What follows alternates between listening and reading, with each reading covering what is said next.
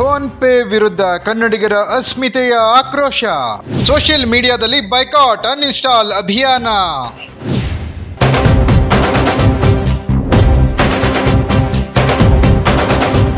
ಕರ್ನಾಟಕದಲ್ಲಿ ಕನ್ನಡಿಗರಿಗೆ ಖಾಸಗಿ ವಲಯದಲ್ಲಿ ಉದ್ಯೋಗ ಮೀಸಲಾತಿ ಕುರಿತಂತೆ ರಾಜ್ಯ ಸರ್ಕಾರ ಚಿಂತನೆ ನಡೆಸುತ್ತಿರುವ ಹೊತ್ತಿನಲ್ಲೇ ಇದರ ವಿರುದ್ಧವಾಗಿ ಫೋನ್ ಪೇ ಸಿಇಒ ಟ್ವೀಟ್ ಮಾಡಿ ಟೀಕೆ ಮಾಡಿದ್ದಾರೆ. ಇದನ್ನು ಕಂಡು ಫೋನ್ ಪೇ ಸಿಇಒ ಹೇಳಿಕೆ ವಿರುದ್ಧ ಕನ್ನಡ ಪರ ಹೋರಾಟಗಾರರು ತಿರುಗಿ ಬಿದ್ದಿದ್ದಾರೆ.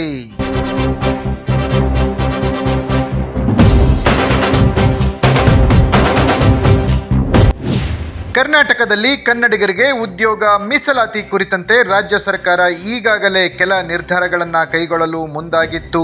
ಖಾಸಗಿ ವಲಯದಲ್ಲಿ ಕನ್ನಡಿಗರಿಗೆ ಮೀಸಲಾತಿ ತರುವ ನಿಟ್ಟಿನಲ್ಲಿ ಕರ್ನಾಟಕ ಸರ್ಕಾರ ಹೊಸ ಘೋಷಣೆಯನ್ನ ಮಾಡಿತ್ತು.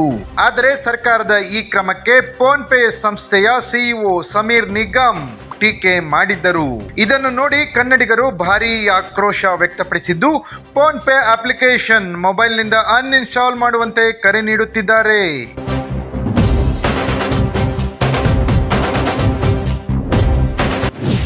ಕರ್ನಾಟಕದಲ್ಲಿ ಕನ್ನಡಿಗರಿಗೆ ಖಾಸಗಿ ವಲಯದಲ್ಲಿ ಉದ್ಯೋಗ ಮೀಸಲಾತಿಗೆ ವಿರೋಧ ಮಾಡಿರುವ ಫೋನ್ ಪೇ ವಿರುದ್ಧ ಇದೀಗ ಬಾಯ್ಕಾಟ್ ಫೋನ್ ಪೇ ಅಭಿಯಾನ ಶುರುವಾಗಿದೆ. ಜೊತೆಗೆ phone pay CEO Sameer Nigam ವಿರುದ್ಧ ಆಕ್ರೋಶ ವ್ಯಕ್ತಪಡಿಸಿದ್ದು, ಸೋಷಿಯಲ್ ಮೀಡಿಯಾಗಳಲ್ಲಿ ಬಾಯ್ಕಾಟ್ ಅಭಿಯಾನ ಆರಂಭಿಸಿದ್ದಾರೆ.